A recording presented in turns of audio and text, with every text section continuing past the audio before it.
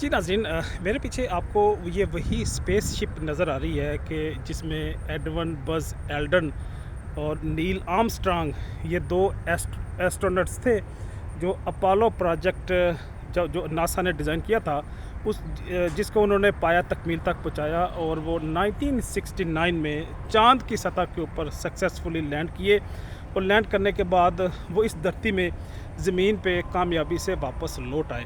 तो गोया ये इंसानियत का बहुत बड़ा कारनामा था और नासा के लिए जो उन्होंने अपोलो के नाम से प्रोजेक्ट डिज़ाइन किया था, अपोलो की शक्ल में एक बेहतरीन वो आज़ाज़ था, उनकी अचीवमेंट थी जो उन्होंने हासिल की।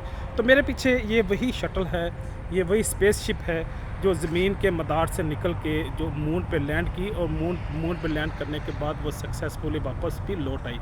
अगरचे ये वो दौर था रशिया के साथ, यूएसएस के साथ, जिसका बड़ा तूती बोलता था, पूरी दुनिया में कम्युनिज़्म का बोलबाला था, आज वही सिर्फ रशियन फेडरेशन तक महदूद हो गया है। उसके साथ अमेरिका की एक सर्द जंग मौजूद थी।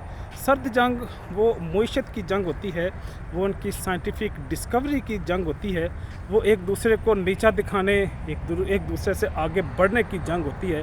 वही सर्द जंग इन दो सुपर पावर्स के दरमियान मौजूद थी।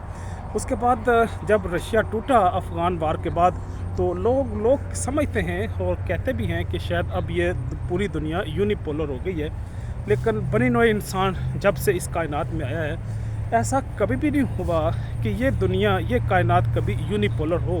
दूसरी बात यह है कि हम बीइंग बिलीवर, सिर्फ हम नहीं बल्कि क्रिश्चियन और ज्यूस भी हम समझते हैं कि जो ये कायनात है, ये दुनिया है, इसका एक खालक भी है, इसका एक मालक भी है, वो सुप्रीम पावर है।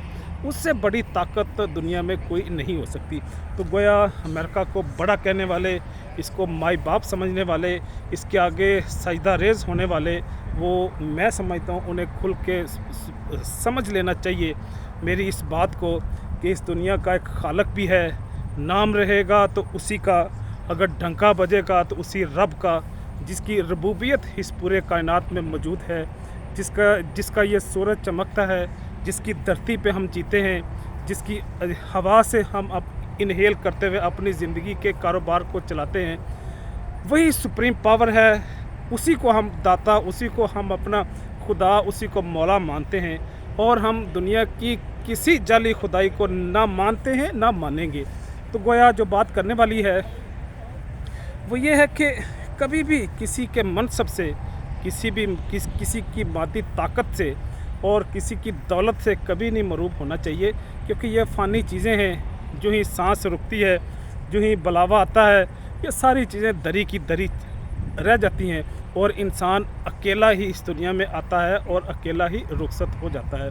तो मैं आखिरी बात करके इजाज़त चाहूँगा कि ये जो एस्ट्रोनट्स हैं, जो स्पेस साइंटिस्ट हैं, जो एरोनॉटिकल इंजीनियर्स हैं, जो खला में जाते हैं, कई सारे ऐसे भी वाक़ये हुए कि जब उन पे कोई टफ़ टाइम आया तो फिर उनकी आखिरी पैगामात सुन के भी इंसानियत के रोंगटे खड़े हो जाते हैं। वो भी बिलीवर बन जाते हैं, वो भी इस कायनात के सामने सजदा रेज़ हो जाते हैं।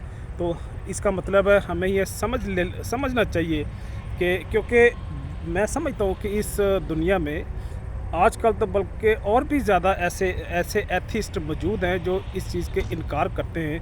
बल्कि कई सारे लोगों ने तो ये भी दावा किया कि ये जो स्पेसशिप गई थी, अपोलो प्रोजेक्ट चाँद पे गया था, वहाँ पे भी उन्होंने किसी अल्लाह को नहीं देखा, नऊज़ बिल्लाह।